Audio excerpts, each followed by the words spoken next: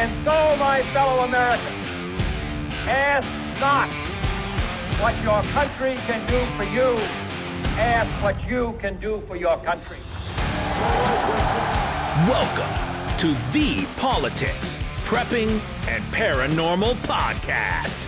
Flippity-jibbity nonsense. I thought it was terrific. Not just big, it's yeah. Let's go.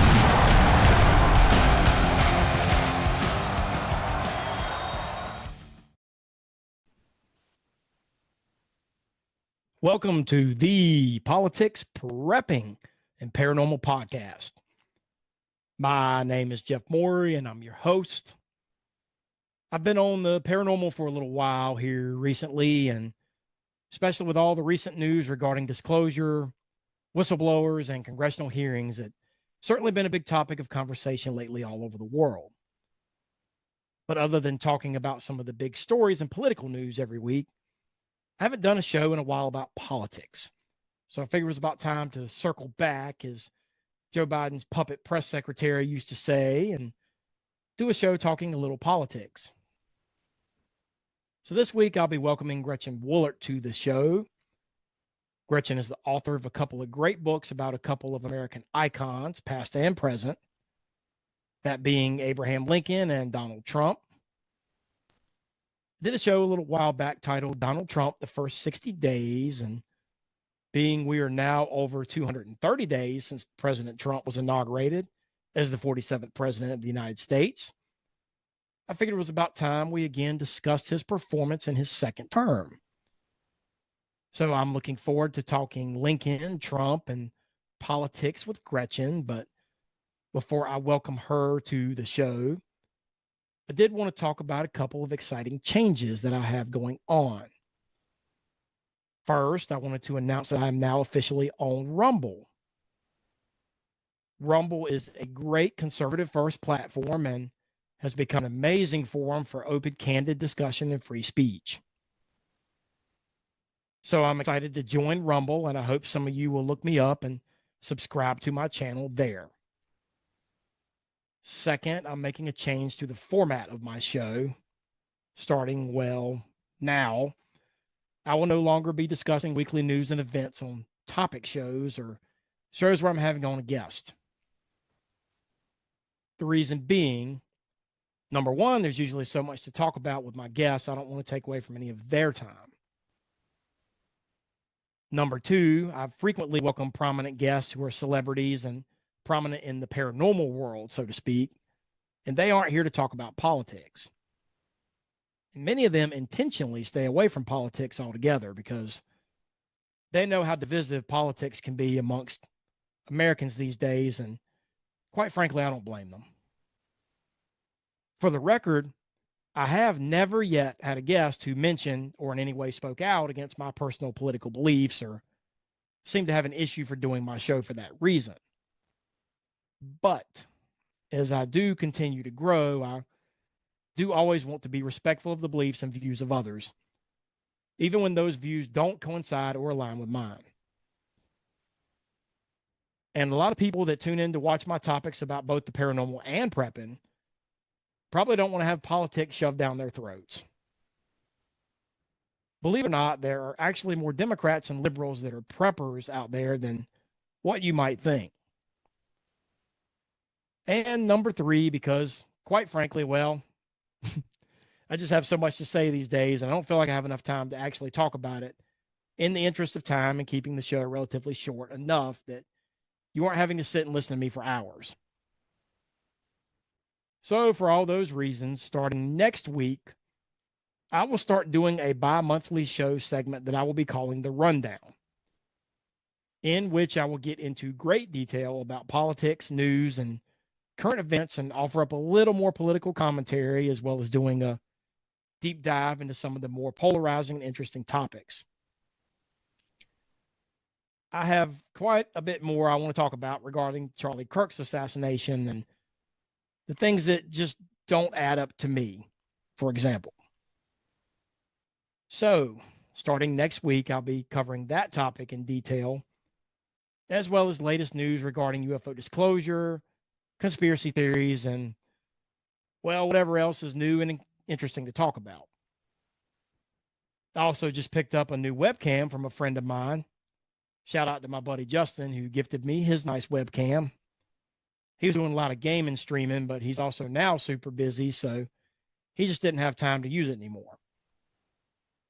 So, full video, much better picture quality, a new bi-monthly segment, and as always, lots of great new guests and topics are on the horizon. So I'm excited for the future of the show. But now it's time to talk Trump and Lincoln and a little politics. So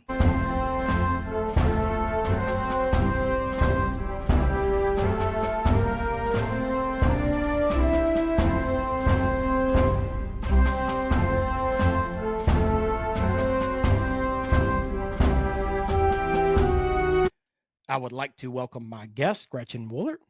Hello, Gretchen, and thanks for joining me. It's my pleasure. Before we get started, could you tell us a little about your background? Well, I was born and raised in the suburbs of Louisville, Kentucky, and family was very normal, I guess. I grew up with all of the accoutrements of a middle-class, blue-collar family. My dad was in the military, but also he worked in the foundry for International Harvester and then General Motors. My mom was a nurse. I had 2 siblings, and we grew up on a lot of faith, a lot of family, a lot of freedom. Big on 4th of July and patriotism, loving America, loving our neighbor, just very, a good, happy childhood, I guess. But, the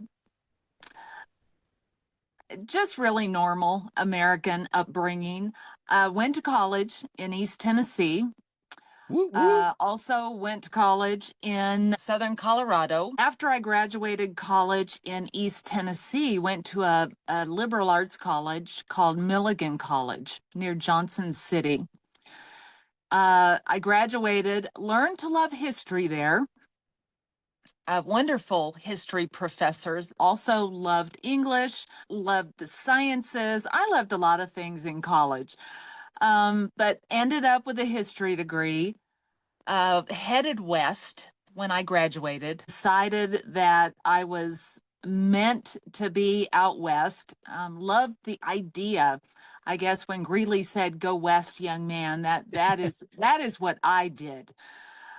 Just the wide open spaces, just the idea of, you think of the Wild West, history, all of that, and I wanted to experience, and so I headed west, went to Colorado, ended up getting married and heading for Wyoming. And that's where my husband and I farm and ranch. I taught school for, I think, 8 years before I had my 4th child. Decided I wanted to stay home, did a lot of things to kind of supplement that income. I think out west, and especially Wyoming, is one of the best places you could ever raise kids. Any part of rural America, I am for raising the best place to raise kids. Raised them on a lot of chores, the same kind of thing that I grew up with: faith, family, freedom, just, and they have all flown the coop. They are gone. My husband and I are empty nesters. That's what Filling happens, our time. unfortunately, right? Yeah. We raised them to go out on their own. 3 of them are married, having families of their own. One is living nearby, her other older sister, and kind of helping to raise the twins that they had. But yeah, that's where we are now. I've got a small business that takes up about half of the year. And then the off season, I'm busy on the farm and ranch and involved in the community doing different things. Definitely with politics and education and different things like that. So that's kind of my background. It doesn't get more American than that. I love it. And I bet your kids are all successful. I bet they're all great people and they are positive contributors to their communities and moral citizens because they were raised right. We don't have enough of that anymore. So it's good to hear that, amen. Just it doesn't take a whole lot to raise kids, but you just have to know how to just do it normally. The way I was raised, we were spanked and we were praised and it was appropriate. And there are just common sense things that you need to do. And it has a lot to do with, just some common sense things. Yeah, well, schools back then were safe for kids to go to, and they didn't have this woke crap pushed down their throats, and they never ever had to worry about getting questioned about their gender when they were kids. And it scares me. I have a 2-year-old. Well, my girls are gonna be 2 and 5 in December, and they're both gonna be homeschooled. The world just terrifies me these days with everything that's going on. And I live in East Tennessee, and our schools, granted, are better than I think in a lot of the rest of the country, but still just the things they're exposed to. And I don't know, it terrifies me. So, Yeah, the public school system and our girls kind of did. There was a variety of things. 4 daughters. Things began changing. We have had a great public school system in Wyoming, where we are, a small town, 300 people in the town.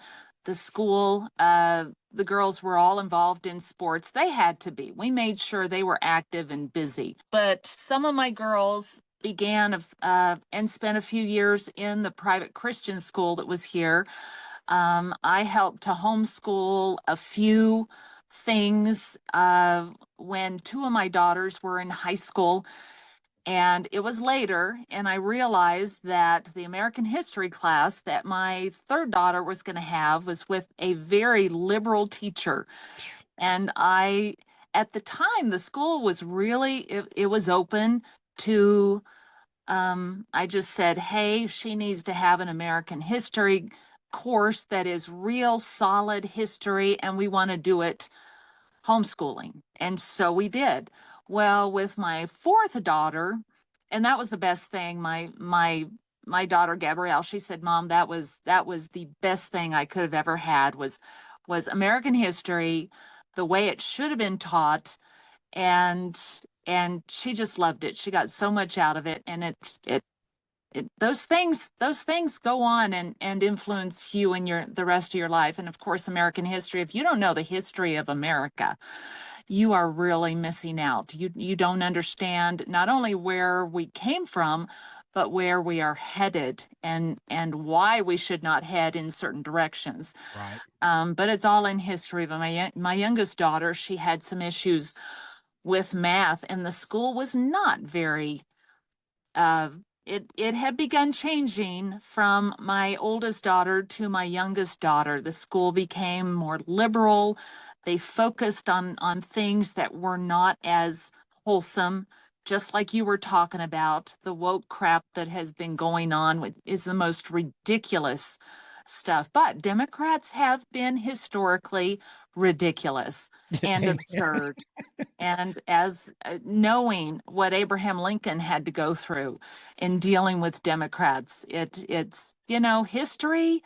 When you know history, then you understand what's going on today, because this is nothing new. But anyway, we had to finagle a little bit to do some homeschooling and yet allow our daughter to participate in all those other activities that she loved in school. And yet she needed some homeschooling. So we found a way to do that as well and still participate in the school. the things that were still good in the school. So, but yeah, Well, I that's great. understand that. Yeah, well, it's awesome to see kids raised right. You brought up Abraham Lincoln, so writing books about Lincoln and Trump, I would imagine that it's safe to say you're a bona fide expert on these two. I also think at this point, it's pretty safe to say both Lincoln and Trump are arguably the two most polarizing presidents in U.S. history. What do you think makes them both so polarizing and so controversial? Okay. First of all, yes, you are exactly right. There are no two more polarizing historical figures than Abraham Lincoln was. And a lot of people don't really understand Abraham Lincoln. They think, oh, well, he brought the country together. He's the one that saved it. Well, first of all, he had to completely divide it, which happened when he became president. Um, but and he had to actually destroy the Southern Democrats and the Southern Confederacy in order to bring the nation back together. So it was a trial. But the reason the country was so divided under Abraham Lincoln was because he stepped up and said, wait a minute, the Democrats, the Southern Democrats, and by the way, there were Northern Democrats, yes, they couldn't secede because they lived in the North. It was sectional, there was a definite line, and the South decided we want to have our own kind of nation. But there were no Democrats that were anti-slavery. There were Democrats that were anti-war. They didn't want the Southern Democrats to secede, but all Democrats were for slavery. So that had been dividing the nation very slowly. And there were compromises here and there. But basically, it was Abraham Lincoln, whenever the Democrats decided that we don't want to keep slavery, and the compromises had kept slavery south of the Mason-Dixon line. It had kept slavery from going westward, and that was the struggle that made Abraham Lincoln jump back into politics. He had a kind of a really short political career, and it didn't go so well for him early in his life.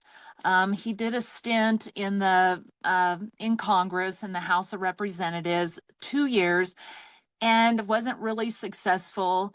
And he was passed up by one of the upcoming presidents for a position that he really wanted. And he just decided, I'm going to quit politics.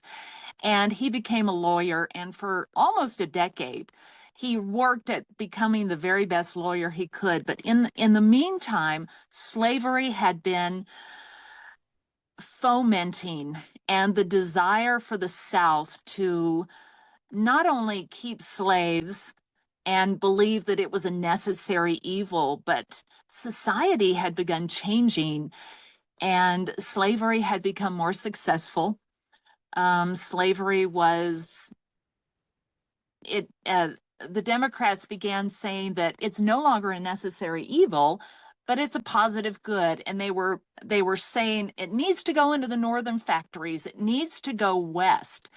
It needs to go everywhere. They were not content to have their own kind of nation, kind of like the Democrats today. They don't want to just stay in the blue cities. They want it everywhere, and they want to force it on everybody.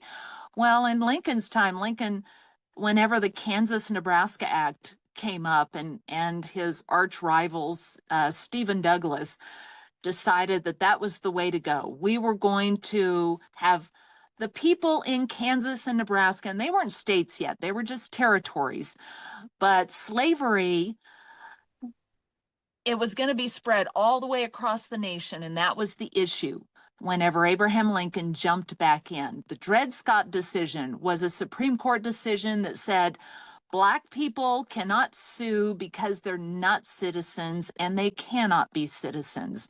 And that was a decision that Abraham Lincoln thought, wait a minute, that is not right. but mainly it was when slavery was going to go into Kansas and Nebraska. He jumped back into politics and stood up and said, wait a minute, we do not want this kind of nation.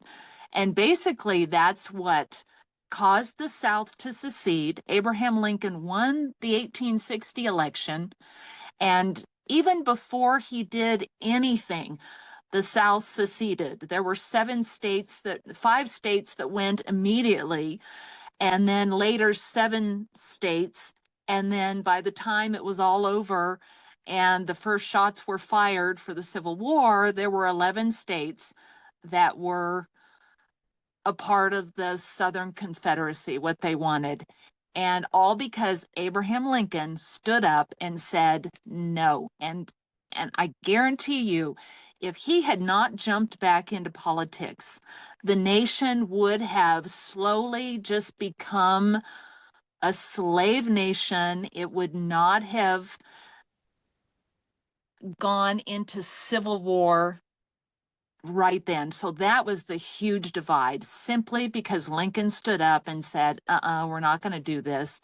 And that was the fight. The South, the Democrats, they were going to have their way, but he stood up and did that. And we see Donald Trump, the same thing. The Democrats and the connections, you have to really consider it, because in researching all of this, there were so many things that I thought I knew Abraham Lincoln, but I didn't really until I really dug deep and realized how similar he and Donald Trump are, but They really are. not just how similar they are, but how similar the nation is. And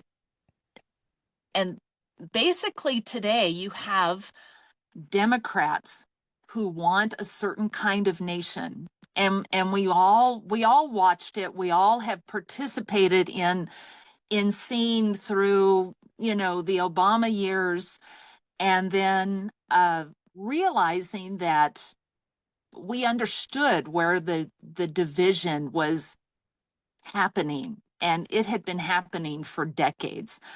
The kind of America that we want, that I want, based on that faith, family, freedom that I've already mentioned, personal responsibility, patriotism, love for the country, law and order, religious freedom, but also a morality based on those Judeo-Christian values, versus the globalist, the socialist agenda. No moral boundaries, no national boundaries, no law and order, and these favored and entitled classes that have popped up. And I kind of compare them to, the plantation owners. The Democrats, Right. thought it was, the most wonderful economic system in the world. And gosh, it's just great, great for everybody except for the slave. But they didn't care about that. And they don't care about everyday Americans today either. But the division is absolutely there. Democrats are not content to be in their blue cities. They want their ideologies, their globalist agenda, their socialism everywhere across the nation. And who stood up and said, no way, we're not going to do that? And that was Donald Trump. And that's when we really started discovering how deep the state was, how incredibly bizarre our government works in, and not to mention how truly vicious our Democrats and their political organizations and political party, and how they fight. They fight very dirty. One thing about, of course, Abraham Lincoln, it was all out war. I mean, it was armies killing each other and everything that went with that. And what we have today, it's much more subversive, but every bit as vicious. It's lawfare. They want everything given to them. They expect you to bow down to them. They don't, they don't fight for anything. Let's just be real. They want everything handed to them. They want everything given to them. and they just want to sue and they want to complain and they just want to get their way. That, you know, That's exactly it. They want to get their way. They wanted their own kind of nation before Abraham Lincoln stood up and said, no, we're not going to give it to you. We're not going to let you have it. We're going to fight you on this. And they want their own kind of nation today. And they thought they were headed for it until Donald Trump stood up. And the people saw it. That's one thing. The people understand. They understood Abraham Lincoln. They understand Donald Trump. We understand Donald Trump. And he's a fighter. I have no doubt that if he had not stood up, and this is the same thing with Abraham Lincoln, if Donald Trump had not decided to run in 2015, then we would have slipped into this, you know, Hillary's America would have been I don't just even want to imagine Hillary's America. Obama 2.0, and without that. But I also think it's providential. I believe that Abraham Lincoln was there and meant for a purpose. Who he was is what saved America at the time. I believe that Donald Trump coming at this time is providential, and who he is what America needs at the time. And we kind of learned a lot through his first administration. We did. But he learned a heck of a lot as well. He learned what he was up against. And that has made all the difference. And one thing, my book was called Born to Fight. And that is one thing about Abraham Lincoln and Donald Trump. They have an incredible ability to fight all the way to that goal that they have been focused on. And Abraham Lincoln's goal was to make sure that the South was not allowed to secede. It was rebellion, and that they were not going to have their own nation, that the Union was inseparable. It was the United States, and he was going to make sure that you know, horrific and bloody that the war was, that was his goal. They could not secede. It was going to be one nation again. And Donald Trump has that same focus. And his ability to fight and all of the absurdities through the 4 years in between his two administrations, boy, did we discover a lot in there. And I think that was also providential, that Donald Trump did not win the 2020 election, because I think it would have been less effective a second administration as it is now, because all of that we all went through, and especially what he went through, we all understand the truth of it. And, you know, then there are those other elements that have helped to show us what's what, you know, Elon Musk stepping in and buying X. Yeah, COVID, I think that was meant to crash the American economy, because Donald Trump was on his way to a second term automatically. And then that was Pandemic. a pandemic. Yes. I have no doubt. I agree. I couldn't agree more. Yeah. I don't think we'll ever know the truth about it. We have inklings, but I have no doubt that was meant to crash the Trump economy, because that was the only way they were gonna, I don't think they had a plan beyond that, but no, I agree. So. We are now over 230 days into Trump's second term. Let's talk about his job performance thus far in his second term. How would you rate how he's doing? What do you think he's doing right? What do you think he's doing wrong? I'll let you go first. I have some pretty strong opinions on both sides of this to myself, so I'll give my 2 cents, but I want to hear your 2 cents first. So, well, one thing about Donald Trump, and you have to understand that this second term, he does not care who he is except that he is going to make America great again. He knows how he wants to do it. He's surrounded himself with people. He's still learning, but he's got a lot more going for him this time. And he had a successful first term. He remade the judiciary, the Supreme Court, which overturned Roe v. Wade, and actually, he was able to bring that about so that the blue states couldn't force all of the red states to, have abortion and everything. So that was so good. And the economic prosperity, energy, all of these were successes in his first term. You think back to Lincoln, and I know I'm off of Donald Trump just That's briefly. okay. I mean, the But similarities you are think there. back So. to Lincoln, and does anybody know what Abraham Lincoln did in his first term? Well, he fought the Civil War. Of course, we know that. But he also had some other successes, but nobody remembers them because of all of the conflict that was going on at the time. He was the commander in chief during the Civil War.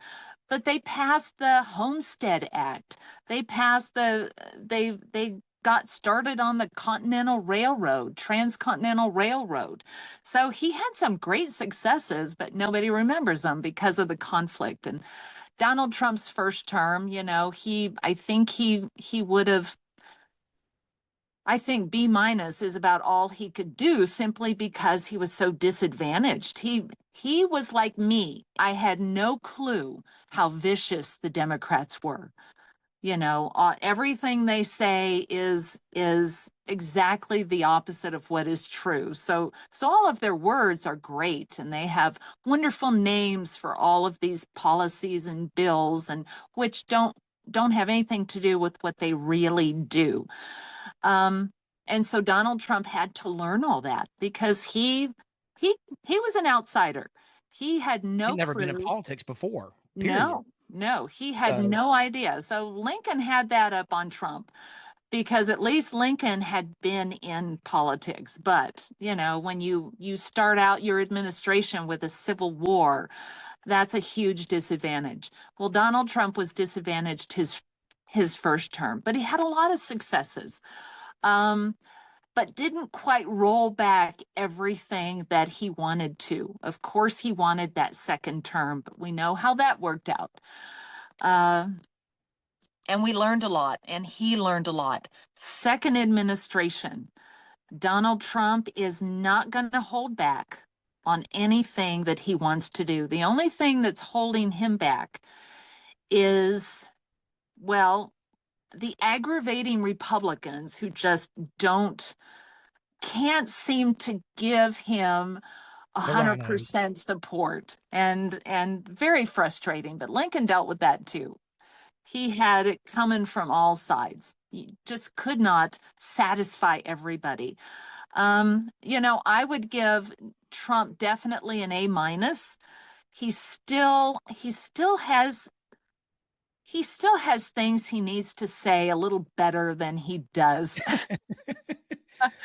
And I'm not sure tweeting out "I hate Taylor Swift" is necessarily something that is gonna get him further. He's a little condescending at times. Yeah. Oh, he stubs his toes on that. If only he would, but it's Donald Trump, and he says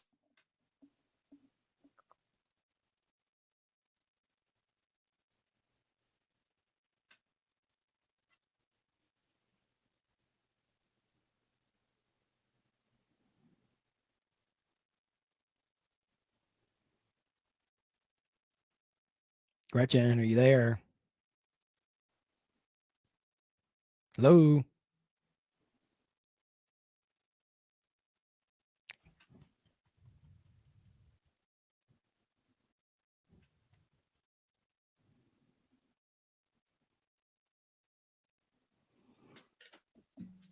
Ruh-roh. You hear me? Yeah, that was a little blip. Yeah, we lost you. I lost you on this end. Did you lose? I guess you lost me on that end. I'm showing good I signal. did just briefly. I don't know why, but I was Okay, talking about. let me Um, stop. I'm just going to stop this recording. Well, no, that's okay. We'll just roll with it. I'll cut it out. Um, I'm trying to remember what you said last so I can remember where to cut. You just said Donald well, Trump. Donald Trump's honesty. Absolutely. There's not a thought in his head that does not come out his mouth. And that I think Americans find that incredibly refreshing. I know I do. I know I did when he jumped on. It was real. One thing about Republicans, it took them a while to really accept him, but he's got a connection to ordinary people that Abraham Lincoln had the same thing. We've got a fighter in him, and we saw that way before any of the pundits and politicians and anybody else in government saw. And of course, that's why he won the first election. The second election, he won because we saw exactly how the Democrats just completely overplay their hand, and they always devolve into absurdity because everything they believe or don't believe is absolutely disconnected from reality. And, the Democrats wanting a slave state. You know why they seceded when Abraham Lincoln was elected? Because Lincoln was going to take away their freedom to have their slaves. How absurd is that? It's Democrats are so disconnected.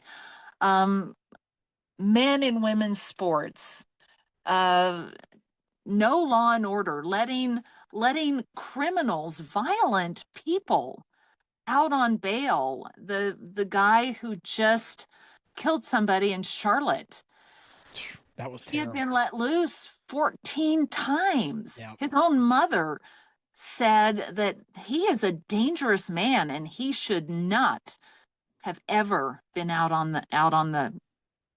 loose in society. And let me chip into that real quick because we're going to bring it up, but that was a Ukrainian woman. Yeah. Have you seen anything from any Democrat anywhere? Where's the Ukraine lovers now? This girl it's died. because she's white. It was, This girl died, and I don't see any of the Democrats pro-Ukraine. Where's all the outpouring for this Ukrainian? They want to send billions of dollars of our tax dollars over to Ukraine, but there's nothing. It's silence. The silence is eerie from any of the Democrats over this girl. It's because it was a black man who did it, and that's one of their favored and entitled classes. And it is unfortunate, but no law and order in it's terrible. But Donald Trump is fighting it. The biggest obstacle he has is the lawfare, and it is the rogue judges who have been put in place over decades to not have anything to do with justice, but to simply promote the agenda of the globalists and socialists and the destruction of America, destruction of Christians, destruction of conservatives. And Donald Trump is fighting for all of that. And that is why, it's such a struggle, but he's doing it because it's who he is. He is a fighter. And, I am very thankful that he jumped onto the political stage. Yeah, absolutely. And what a decade it is. I voted for Trump 3 times. I like to say I am a Trump supporter. I'm not MAGA per se. You're not going to see me rolling around with a "Make America Great Again" hat. Trump's a human being. He makes mistakes. I think he's the best president we've ever had. He's not perfect. My 2 cents, I think I give him his first term. I give him a strong C+, maybe borderline B-. And to give him the benefit of the doubt, he did not have full control of Congress. It's hard to get legislation passed when you don't have the full support of Congress behind you. He does now. My biggest issue with Trump's first term was Mark Milley and some of these just scum that, Trump's promise was to drain the swamp. I think he could have done a better job with that in his first term. I think he did excellent. I think he did great with the cards he was dealt in his first term. I would have liked to have seen, as far as politically and as far as legislation, I think he did as much as he could do, but I would have liked to have seen some more of the scum like Mark Milley. I'm just using him as an example, that could have been pushed out. He's done that in his second term. He's, like you said, he doesn't care. He does not care anymore at this point. And he knows who is for him and who is against him. And that was that incredible naivete that you don't think, well, Donald Trump naive, but he was. Donald Trump was loved by everybody or hated by people it was okay to be hated by. He thought good publicity, bad publicity. He was a showman and he loved it. And that's the way he built his business, deal maker. But people loved him.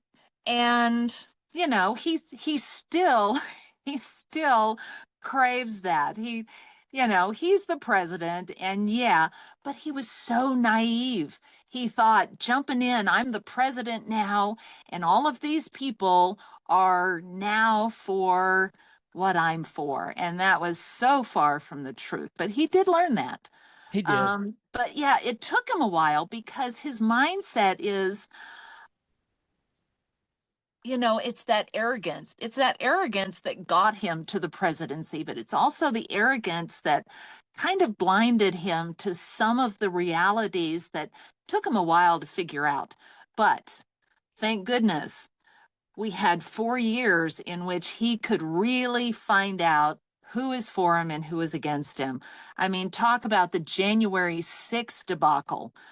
That's, the last thing he's going to ever have is a big gathering to protest, because that'll be just, what a mess that was. And what a gift handed to the Democrats.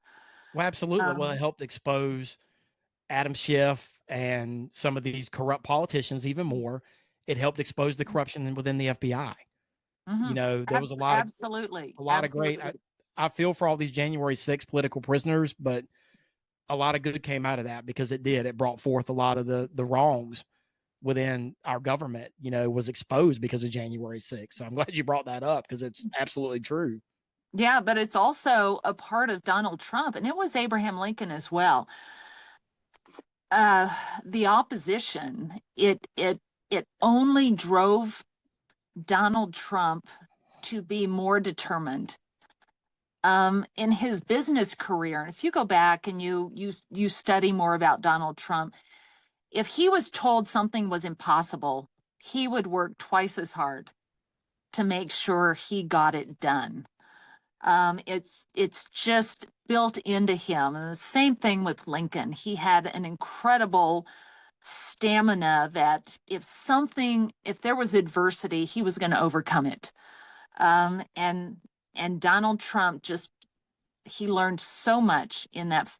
He learned, I think, more than we did in the 4 years between his two terms. And thank goodness for that.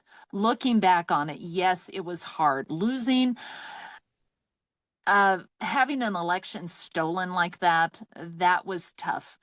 But looking back on it, you can see that it was the most beneficial thing that could have happened. Oh, absolutely. We learned from that. Because of revealing all of the people who were not for America and not for what Trump is trying to accomplish right now. So, and he knows that, and he is in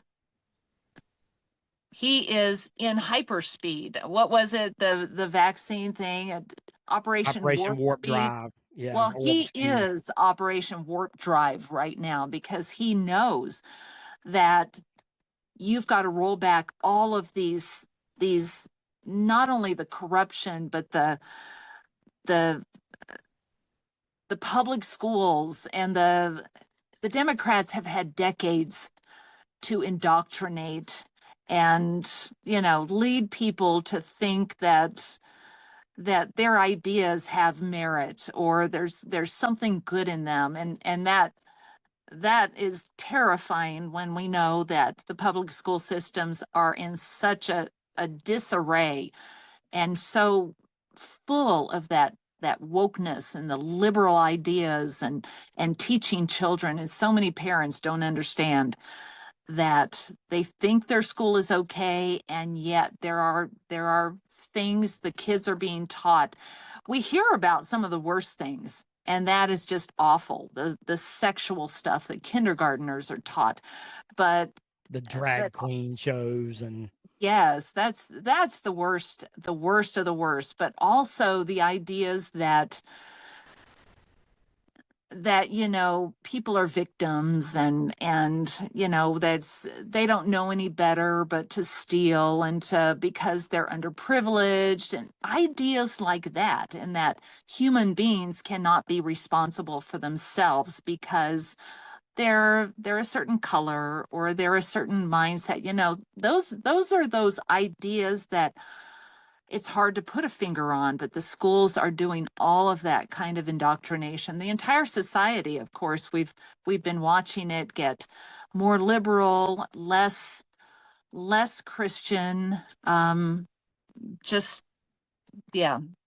Donald Trump is working on that, and I give him an A+ for effort. So whatever he accomplishes will be a positive, because he is trying to roll back all of these liberal agenda, globalists, socialists, all of those things, get them rolled back far enough so that his successor can pick up where he left off. Right. I think he's doing a great job in the second term. I give him a A-. If I had to rate him right now. I still have a few issues but you know what? I'm going to have that with any president. It doesn't matter who it is.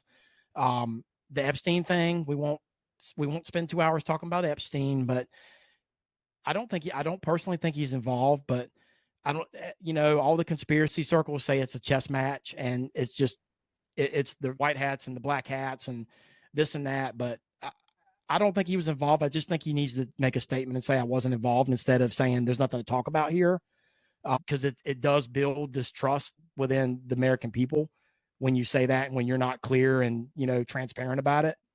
The tariff thing, I get what he's doing with the tariffs. I support what he's doing, maybe not necessarily the way he's going about it. And the thing that concerns me about the tariffs is, as a middle-class person myself, one-income family, it's killing us. Inflation's killing us. But I'm more worried about the midterms, because to me personally, I don't think there's any more one driving force for voters than their money, plain and simple. And I'm worried about the midterms.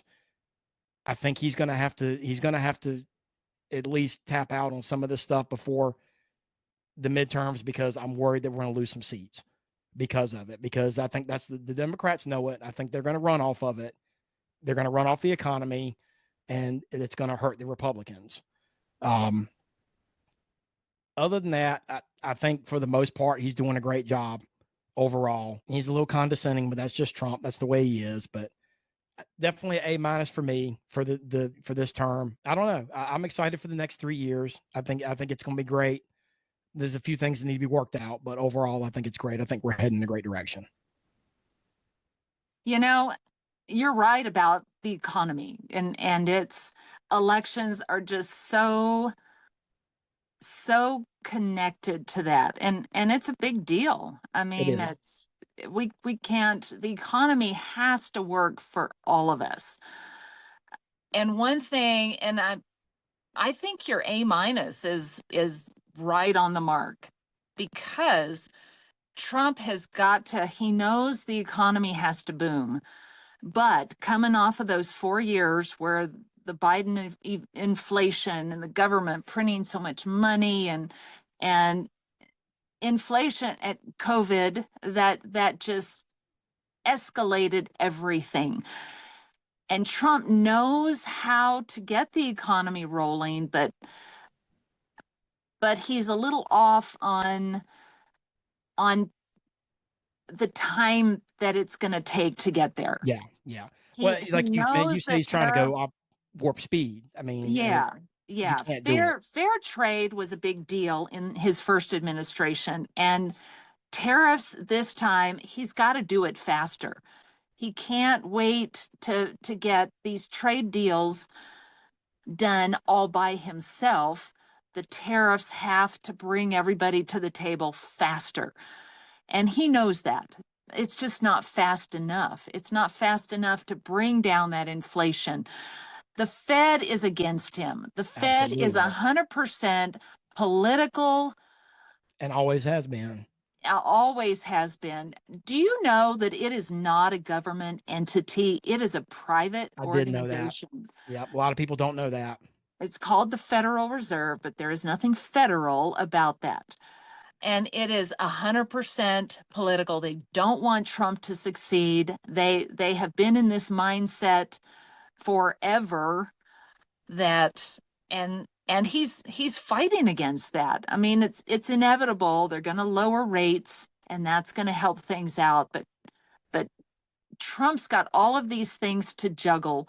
But yeah, he dives into something. He knows it's going to work, but he doesn't realize how bad it affects some people, however short, however many months.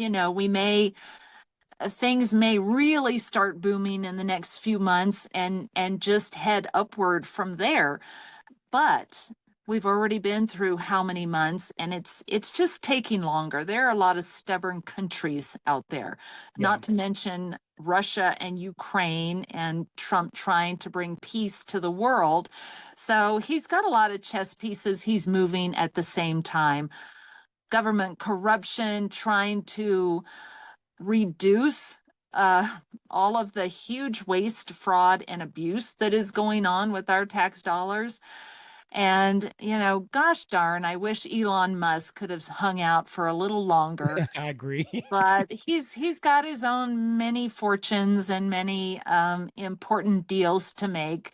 And he just wasn't on the full, kind of like Lincoln had to get rid of McClellan. He was great for building the army and training them and everything, but he just wasn't on the same page with what had to be done to the enemy army with that army. So he had to go. So Elon had to go. He was there for one chess piece, and now he's gone, because Trump has to run the whole table.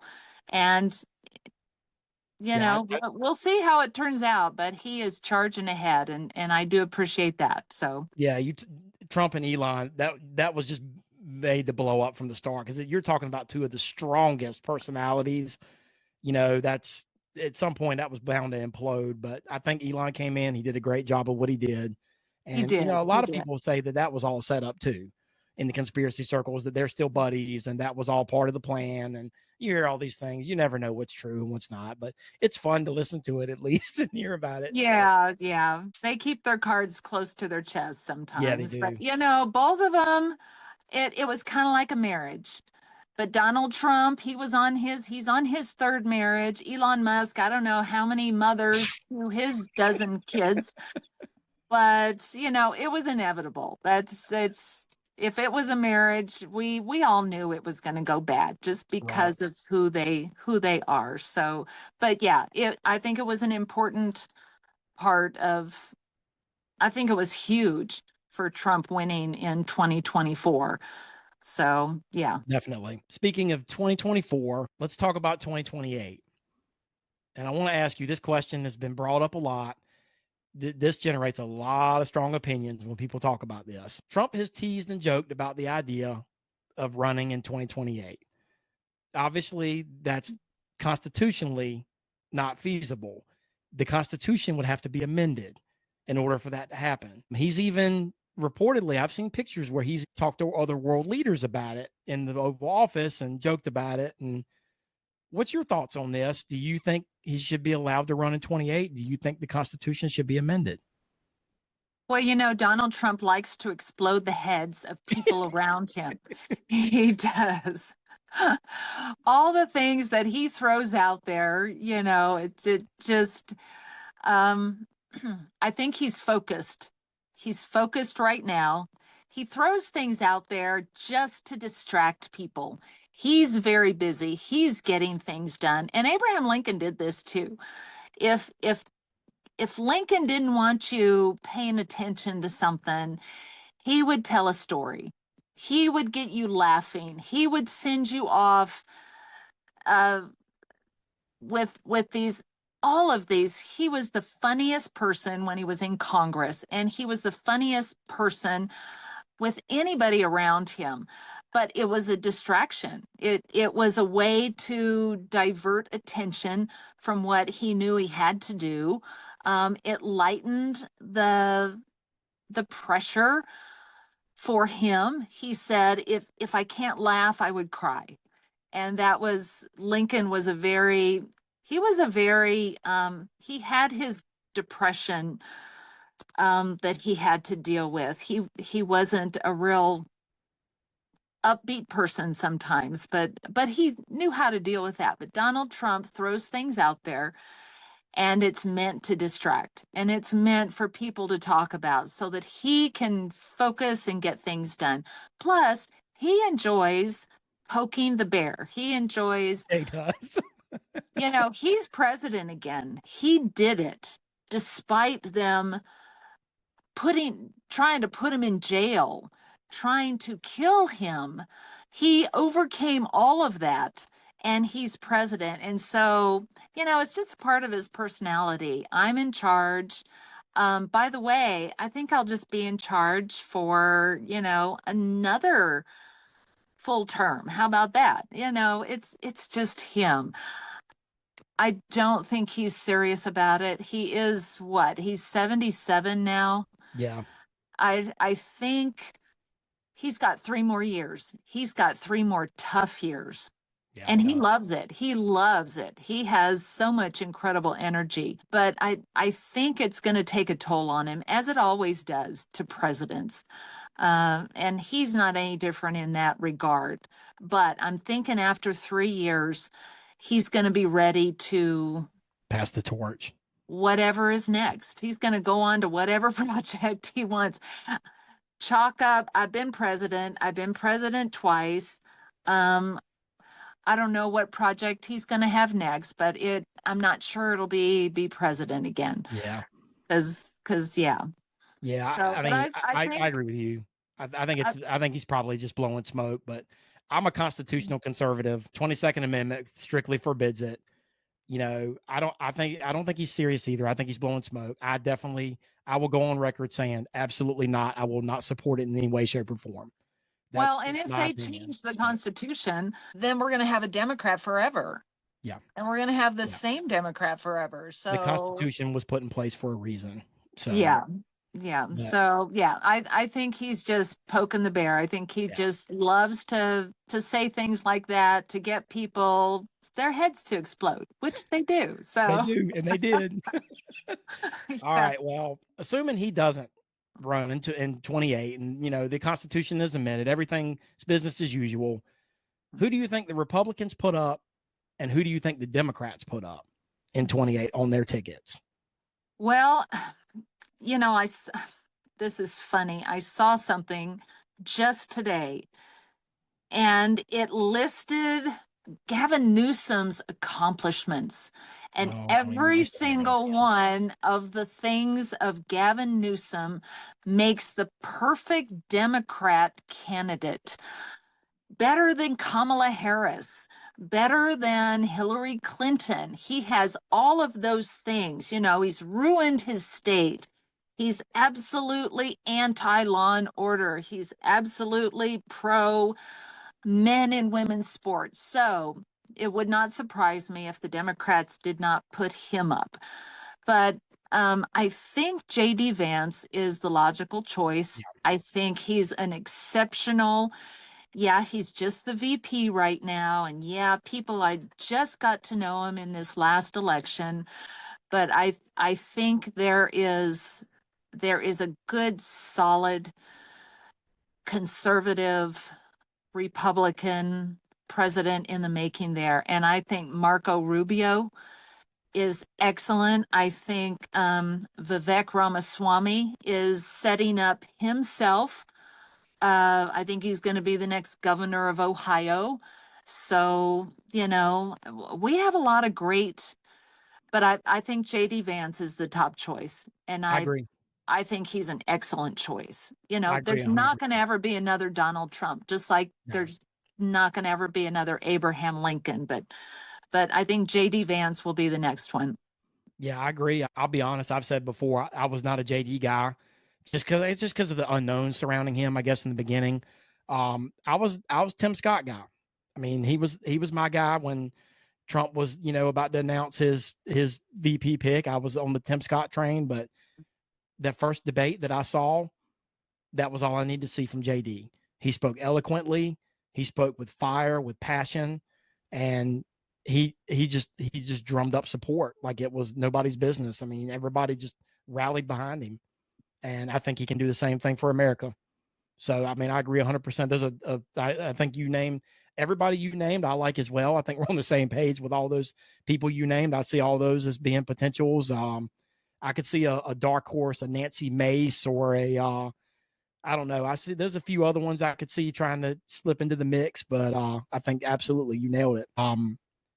AOC, I think, is desperate to move up. I think she's either as a VP or something. She would make a good, she checks the Democrat boxes. You don't need to have much to be a Democrat candidate. So right. And she checks the boxes, and she'll occasionally walk out like she did the other day with Chip Roy and Burchett and Anna Paulina Luna, and lend a little bipartisan support, which is good for the independents and the undecideds to kind of sway them. So, but yeah, I think you nailed it overall. So, all right, let's switch gears here. I want to ask you about something completely different. We've been talking politics and it's been glorious, but in addition to being a political expert, you're also a homesteader and a rancher. So I'm going to assume you're probably at least in some little way into preparedness like me.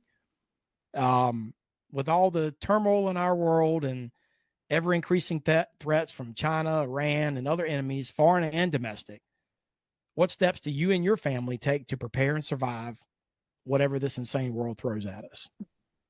Well, I tell you what, anyone who is a farmer or a rancher, I think should be pretty self-sufficient if they had to go off the grid. And we certainly are prepared to do that. We can do that. We know how to grow our own food. We know how to raise our own livestock. The networks that we build as farmers, as ranchers, with neighbors and like-minded people. I know how to have a greenhouse and be able to grow things even in the winter weather. I have 8 greenhouses along with my business. And although I don't do it in the winter time, I'm done by the end of June. I sell plants and things for others to grow. I have a large garden.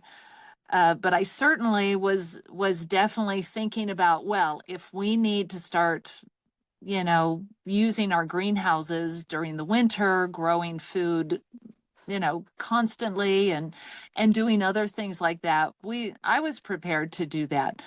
Who knew what 2024 was going to bring? If Donald Trump did not win the election, there was going to be incredible changes, and they were not going to be good changes for conservatives, for people who were targeted by the government. That was the biggest thing that I saw.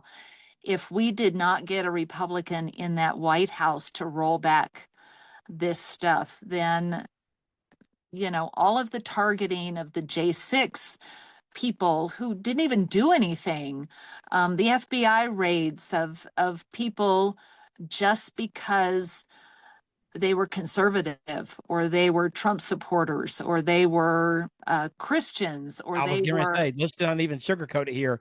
yeah, The and Christians, anybody, I mean, and anyone. They want to destroy all of that, and we all saw it.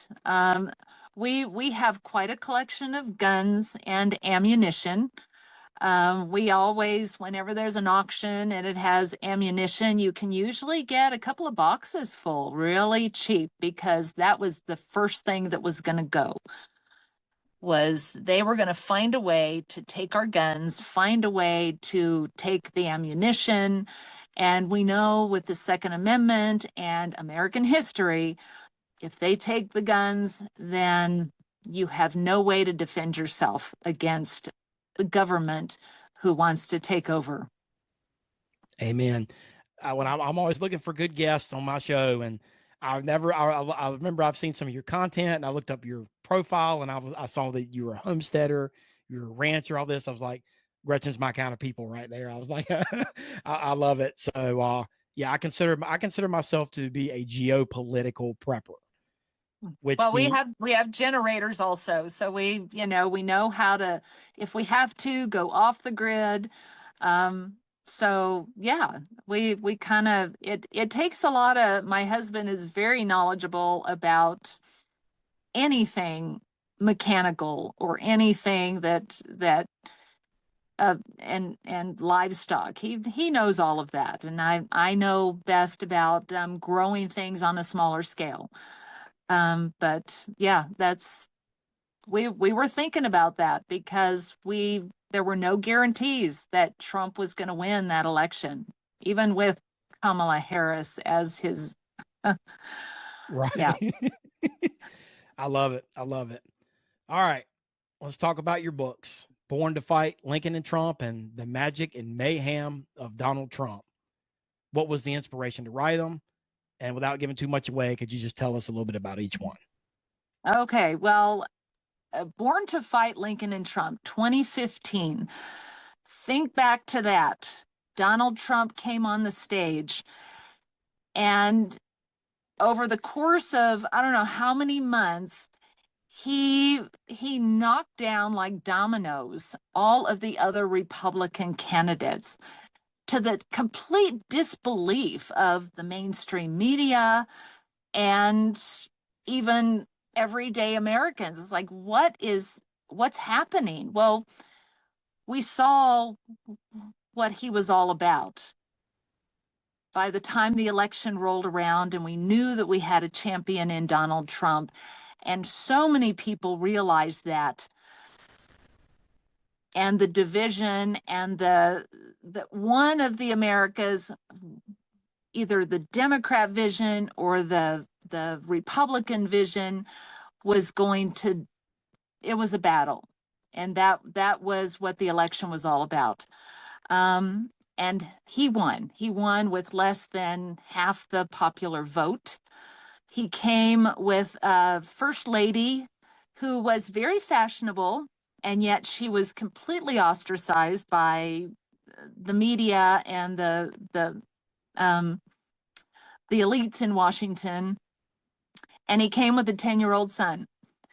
And I thought, okay, Abraham Lincoln won the 1860 election with less than half the popular vote.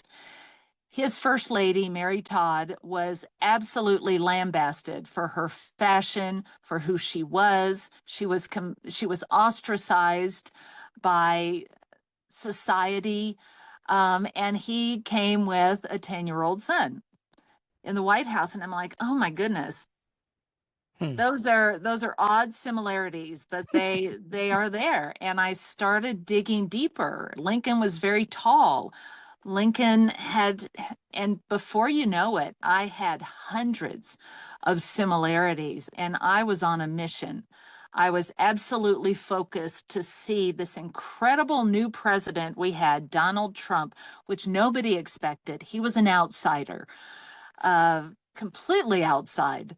the political realm. Abraham Lincoln at least had a little bit. He was not a career politician. In fact, I mentioned that his one stint in the House of Representatives was kind of a failure, and it was embarrassing. And so he left politics, but jumped back in, thankfully. But so many similarities, and not just fun facts like Abraham Lincoln found his first lady after 2 failed love affairs. Donald Trump found his first lady after 2 failed marriages. Little things like that. I call those kind of fun facts. But their ancestries, how they grew up in the faith, their Christian tendencies are very similar also. Neither are church going. But also how they get along with the common people, how they deal in honesty. We think of Abraham Lincoln being self-made. He was raised in poverty, and it was, backcountry, Kentucky and Indiana, hardscrabble farm poverty. But Donald Trump also is a self-made man. He did not go into the family business. He went to Manhattan, which was the last thing his father would have done with his real estate business. But Lincoln, the last thing he wanted to do was go into his family business, which was farming. And so that's similar. But the way they communicate, they are they don't condescend in any way to common people. They're understood. Abraham Lincoln spoke in the very simplest way possible. And Donald Trump, of course, is concise and direct and very blunt, but say it in the fewest words possible. And Abraham Lincoln was the same way, very common in their communications. The way they lead, the way they learn. Lincoln had a war to fight, and the nation was so new at this. The Revolutionary War was way, in the past. And just learning he didn't have generals really that knew how to fight. So Lincoln learned as he went. He got books on war. He got books on tactical, the art of war and how to fight and the best way to, attack an army. And he actually did that study. And one thing that Donald Trump always does, he learns as he goes as well. When he built the Woolman rink, he knew nothing about building a skating rink, but he said, I'm going to do it because you guys are incompetent. New York couldn't do it. It took them years, and they were already millions of dollars over. And so he said, I'm going to do it. And he just learns as he goes. He went and said, well, let's get Canadians. They know how to build skating rinks. And so Lincoln and Trump, the way they learn, the way they lead, so many things, hundreds and hundreds of similarities. Took me 3 years to research it. Finally, I had to say, okay, I've got to get this written before Donald Trump is gone. And so it took me a year to write. And I loved every minute of it. I neglected some of my stuff I should have been doing as a wife, probably, and some other things in order to focus on this very academic thing. And farming and ranching is very hands-on, very physical, but there's also that intellectual side of me that really used my history and my English degree and my experience in education to put all this together. But I was driven, and I believe I was inspired to find all these and to make these connections, and they're absolutely real. The last chapter of Born to Fight, Lincoln and Trump focuses on how our nation today and the divisions we have are so incredibly similar to the nation that Abraham Lincoln was trying to bring back together, because those divisions were, you look at those connections, and it really is Democrats wanting their own way, and two Americas fighting it out and trying to, there's not going to be a coming together without an incredible, the Civil War was that incredible, devastating time period that brought America back together. And it was, we don't really know what it was like then, but it was horrific. You do more study, and it took a long time. And the Democrats were put down for a while, but they came roaring back.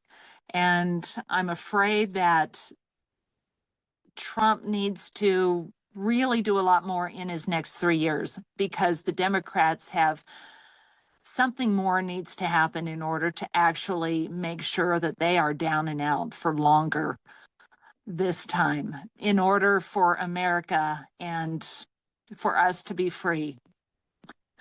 Amen. So that book came out right after January 6th happened. That was the rollout of the book. And the last thing, I think, well, it was bad because, first of all, it had the word fight on it. And that was a time period. Think back to right after January 6th. Yep. You could not say the word fight. You couldn't. It's like, oh my gosh. And Trump, Born to Fight, Lincoln and Trump. And Lincoln wasn't even popular at the time. They were, I think, defacing statues of him at the time.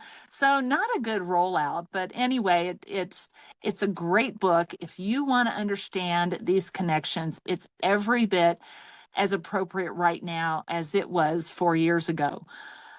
So learn about the connections that we have in our history. We have been here before, and that's important for the reader. You'll learn so much about our history and about, the divisions in the nation. I think a lot of people can be distracted, and you and I can be distracted by the 24/7 news cycle, and not take a step back and think about these things, that America has been here before, that this is not, the technology's different, the society, but the Democrats are the same. And, the second book is simply a strategic excerpt of the first. Coming up to the 2024 election, I decided, okay, I want to focus on Donald Trump. There are a lot of people who still need to know some things about him. He was the candidate. He's the one who's got to win the election. And so I edited out a lot of the Lincoln in most of the chapters, kept chapter 10 pretty much, but added some new things, some things that had happened in the interim between 2020 and leading up to the summer of 2024. So half the size. So if you really want to know what makes Donald Trump tick, that's the book for you. If you want to just look at that. If the other one includes all of those Lincoln connections. So the two books kind of are very similar, but The Magic and Mayhem of Donald Trump focuses on him for 9 chapters, and then focuses on America and adds some Lincoln in there in that last chapter. So those are the 2 books. I love it. Fascinating subject matter. I've always been a history buff myself. So learning from our past to advance and improve our future. Mm-hmm. Absolutely. Definitely. Well, Gretchen, when you're not writing or homesteading or doing a million things, what do you like to do in your spare time? Let's see. Doing a million things is what I like to do in my spare time.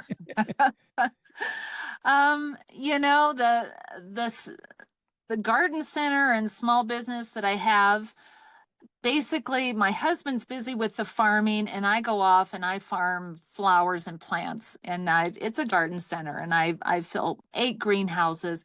And our area is not a huge populated area, and yet it does really well. I'm jam-packed to the gills with everything I can possibly grow for anybody to come and buy, from the vegetables and I grow a lot of it myself from seed and transplant a lot and it's just a really good business for me. It keeps me very busy.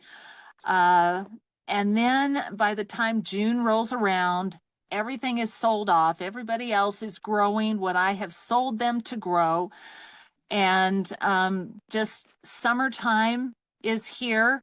We have certain things that I help with the cattle, and with, with the alfalfa and the corn and different things that we grow.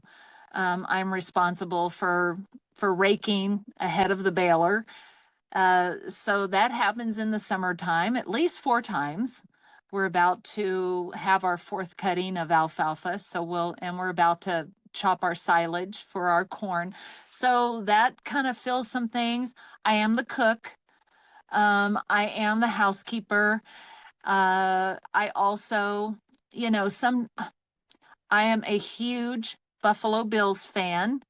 And so I do watch football, specifically the Buffalo Bills.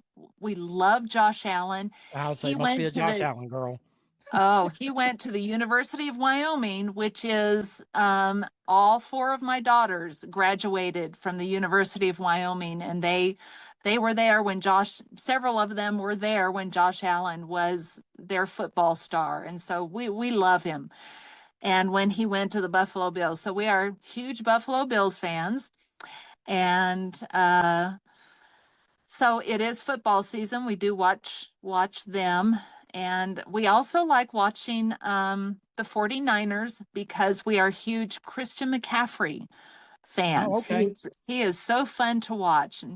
And when he's not plus, right. He played in the opening. So yeah, when there's no one more fun to watch than him busting through things. But when he's hurt, it's not fun. Other things I do, I kind of am involved in some things with my Republican women's group and getting into the schools and we've got Constitution Day coming up next week. And so we kind of have a Constitution Week where we promote in the schools. We hand out pocket constitutions to the seniors in the high schools and different things like that. Other than that, there's always things to fix. There's always things to paint. There's always things run down on the farm. And so, we work on that. And there's always, horses that need ridden and cows that need gathered. And so, I like to do a million things. Every now and then I'll sit down and work on the puzzle that's been sitting on my table for 2 months. Just because I need something mindless. So, but yeah, that's pretty much it. I do have grandchildren. I have 2 5-year-old twins. I have 2 6-month-old grandchildren, and I have a 2.5-year-old. So they all live probably about 3 to 4 hours away, all in kind of this one Tri-City area in Wyoming. So I do go visit them, leave my husband on the farm because he doesn't like to leave his cows and his horses and stuff. And he's always got something he's got to water or harvest. So I'll go off and I'll make a trip and see all the grandkids and stuff like that. I think we've got a trip to Las Vegas for the NFR coming up in early December. That's a time when my husband and I actually can leave.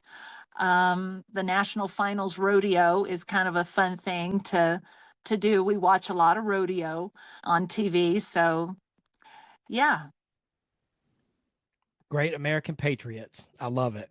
Absolutely. Yes. We hear the national anthem all the time. We love it. Well, Gretchen, thanks so much for joining me. Thank you so much for having me. You take care. Thank you for listening to the Politics, Prepping, and Paranormal Podcast. Your source for real news and analysis on politics, prepping, paranormal, conspiracy theories, and the volatile state of the world we live in. Tune in next week and every week for a new episode, and stay safe, stay healthy, and stay vigilant.